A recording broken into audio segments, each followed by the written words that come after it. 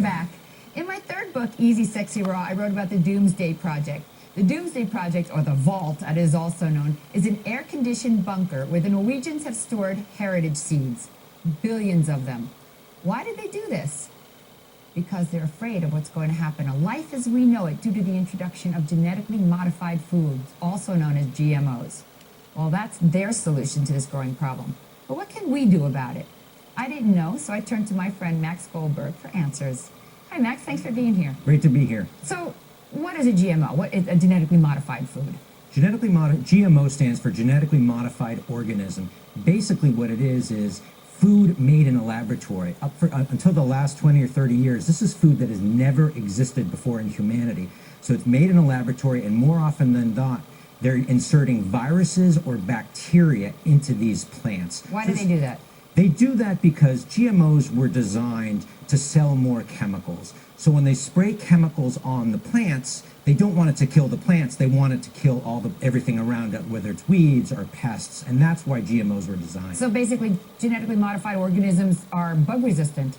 Exactly. The plants are resistant to the chemicals. All right, so why are they so bad for our health? You really seem to hit on that point. Well, no long-term studies have ever been done on humans, but when you look at the studies that have been done on animals, it's pretty appalling. You're talking about liver damage and kidney damage, and when they've done fed it to hamsters, the third generation of hamsters weren't able to produce babies. So that's the real safety issues, but the real big issue in our country, Carol, is that genetically modified foods are not labeled.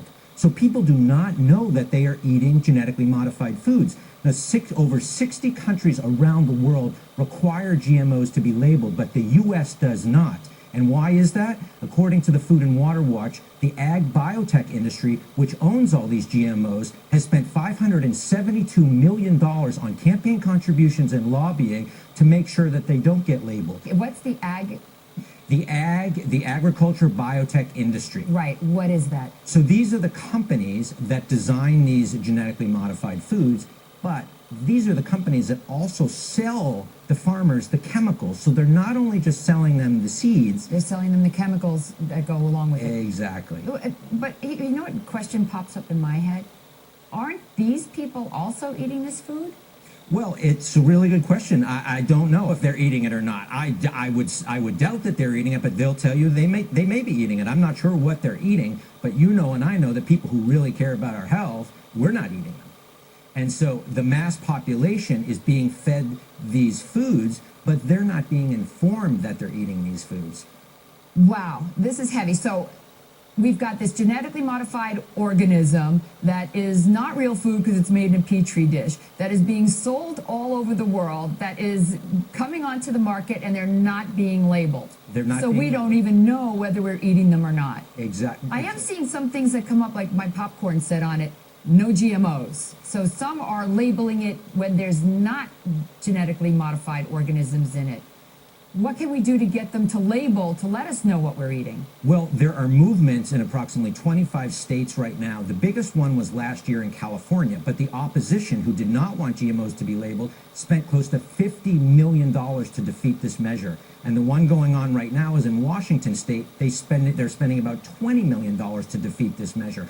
Why are these companies spending so much money to not disclose what's in their products? Especially since 90% of the people in the country actually want these labeled. Exactly. Polls consistently show that more than 90% of the people want GMOs labeled. And here's the craziest thing.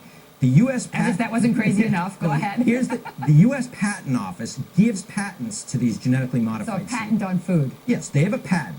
So they say you get a patent because it's unique and different. Yet the FDA says, no, genetically modified food is no different than non-genetically modified food. So the FDA says it's the same thing, and the U.S. Patent Office says it's unique and different. And it's one of the real injustices in our country that GMOs are not labeled.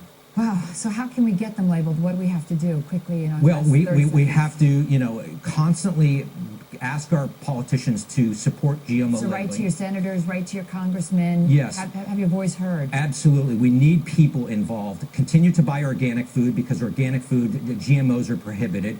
Buy non-GMO products. And really, people need to be involved because if we don't have our voices heard, nothing's going to change. Max, thank you so much for coming on and pointing out this important problem that's happening. I really appreciate it. Thanks for having me.